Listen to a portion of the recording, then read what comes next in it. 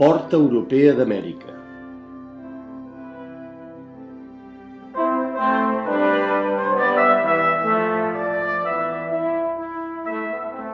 Sant Jeroni de la Murtra ha estat testimoni viu d'esdeveniments transcendentals de la història local i universal. El desembre de 1492, el rei Ferran d'Aragó va patir un atemptat a Barcelona. El rei es va anar a refer de la seva greu ferida a Sant Jeroni de la Murtra. Consta documentalment que els reis catòlics van participar dels oficis monàstics de Setmana Santa l'abril de 1493 al monestir, just quan Cristòfol Colom retornava del seu primer viatge a les Índies Occidentals. L'encontre ve avalat per la tradició oral. És versemblant, doncs, que els reis catòlics rebessin secretament l'almirall al monestir i preparessin tot seguit una segona expedició. Fora versemblant també que d'altres abans que Colom haguessin arribat al continent que avui anomenem Amèrica. La diferència és que l'almirall hi va anar, va tornar i ho va explicar. Mercès a la impremta, la carta de Colom a Sant Àngel arribà ben aviat a tota Europa. La notícia del Nou Món va ressonar per primera vegada a Sant Jeroni i en menys de 100 anys es va poder recórrer tot el continent i es va poder circumnavegar el món. La notícia de Colom va canviar la història. Els retrats dels reis i de Colom al claustre del monestir són testimonis eloqüents de l'històric encontre.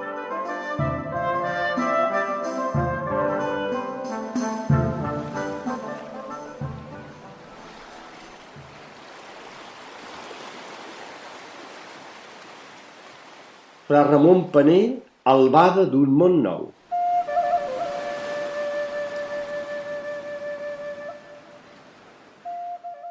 Ramon Paner fou un humil frarellec jerònim català que va acompanyar Colom en el seu segon viatge a les Índies, l'any 1493. Per mandat de l'almirall, va aprendre la llengua dels indis taïnos, va indagar tot el que va poder sobre els seus antics mites, costums i tradicions, i ho va posar per escrit en un llibre que porta per títol Relació sobre les antiguitats dels indis, que es considera el primer tractat d'etnografia sobre Amèrica. Paner va evangelitzar i catequitzar alguns indígenes de la Hispaniola. Es va oposar a les arbitrarietats dels conqueridors i del mateix Colom. Amb justícia és considerat el primer etnòleg i el primer missioner i catequista del Nou Món. Un monument al monestir, obra d'Emília Xargall, i una exposició semipermanent a la Fundació Catalunya Amèrica honoren el seu record.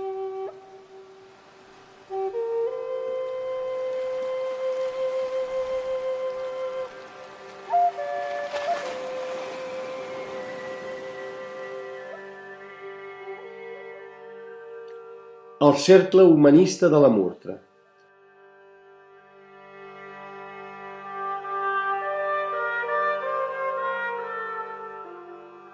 A redós de Sant Jeroni de la Murtra, als segles XV i XVI, hi hagué un cenacle humanista. Fra Guillem Fuster, bibliòfil, poeta i monjo erudit del monestir, es cartejava en llatí amb l'arxiver reial Pere Miquel Carbonell i amb d'altres personatges de relleu de la cultura catalana, com els juristes Francesc de Casa Sàgia i Joan Vilà, i els erudits Teseu Valentí i Jeroni Pau. Aquest darrer, cosí de Carbonell, era hel·lenista i fou familiar i bibliotecari d'Alexandre VI. Les butlles alexandrines, el nom que es dona en record d'aquell papa, el conjunt de documents pontificis que van atorgar a la corona de Castella el dret de conquerir Amèrica i l'obligació d'evangelitzar-la, foren probablement redactades pel rei Ferran, el catòlic, a Sant Jeroni de la Murtra, gràcies a les consultes de la important biblioteca monàstica. I el papa Borgia les va fer seves. Del monjo jerònim fra Jaume de Planella es coneix un sonet ascètic que envià a un dels poetes més importants del Renaixement català, Pere Serafí. És un dels primers sonets escrits en català. Una bíblia del segle XVI, procedent de Sant Jeroni de la Murtra, fou el primer exemplar d'aquest llibre sagrat que arribà a la Xina.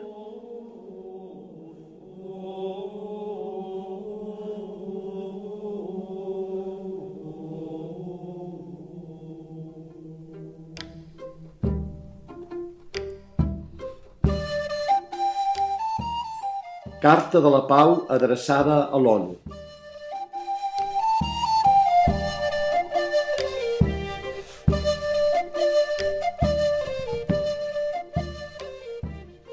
La Carta de la Pau adreçada a l'ONU va ser redactada per Alfred Rubio i Josep Lluís Socias l'any 1989, arran d'un viatge d'ambdós a la Xina.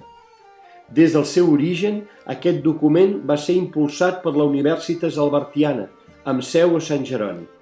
Va ser lliurada al rei Joan Carles I al monestir al novembre de 1993, el mateix any que la carta s'havia presentat per primera vegada públicament. La carta consta d'una introducció, 10 punts, una conclusió i una postdata que assenyala uns principis sobre els quals es pot fonamentar una pau realista, sense remordiments ni ressentiments. La Carta de la Pau s'ha difós en més de 80 països dels 5 continents, recollint milers de signatures, testimonis i adhesions d'institucions i personalitats que treballen en favor de la pau. Al voltant de la Carta de la Pau adreçada a l'ONU han anat sorgint iniciatives per la seva promoció i difusió, per tal de treballar i aprofundir en el seu contingut de manera interdisciplinària en diversos fòrums, seminaris, cursos i aules universitàries.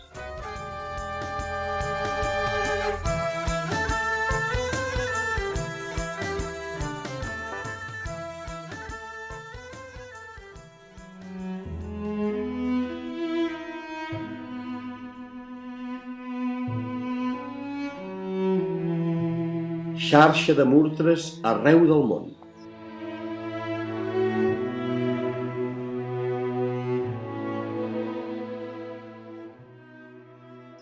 Seguint el model de Sant Jeroni de la Murtra, avui al món hi ha d'altres cases per fer-hi estada en solitud i silenci que prenen també la denominació de murtres. Cada una, d'acord al lloc on està inserida, té la seva pròpia identitat i la seva autonomia genuïna. Estan impulsades per persones cridades a viure i a preservar la solitud i el silenci. Algunes tenen ja les seves portes obertes, d'altres encara estan en projecte o en construcció. Són Murtra Santa Maria de l'Escolta, a Sant Martí Sescors, Murtra Santa Maria del Silencio, al desert d'Atacama, a Xiu-Xiu, al nord de Xile. Murtra Nuestra Senyora de la Paz, a la Cuchilla, República Dominicana. Murtra Bellavista del Silencio, a Barichara, Colòmbia. Murtra Santa Maria del Bosque, a Fúquene, Colòmbia. Murtra Galilea, a Cádiz. I en preparació, Murtra Nuestra Senyora de los Ángeles, a Rancagua, Xile. Murtra Maria Causa de Nuestra Alegria, a Pudahuel, Coaniquem, Xile, una corporació de nens cremats, i Murtra Santa Maria del Encuentro, a Xile.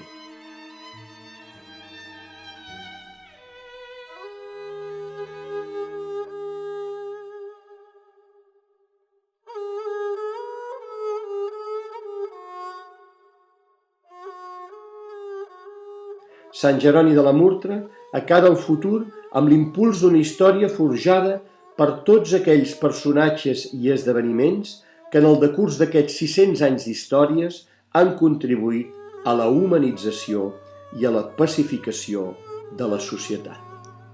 Moltes gràcies.